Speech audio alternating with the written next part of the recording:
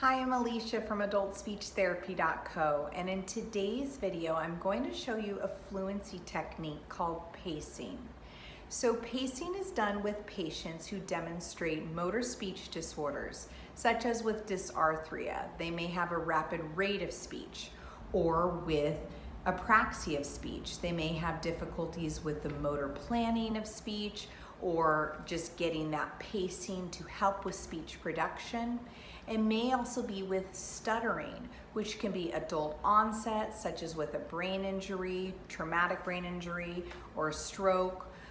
It can also be acquired as a child. So this is how you complete pacing. So basically what I did is I put dots under phrases and words. And so you're going to have your patient touch or point each dot when they are speaking. So I have these phrases and they say, good morning, how are you? I am fine, what is new? It raining. And so what I'm going to do is pace and point to each dot as I'm speaking, one syllable at a time. Good morning, how are you? I am fine. What is new? Is it raining? You can see on the 2-syllable words there are 2 dots. Again, we are going to have the patient produce each syllable.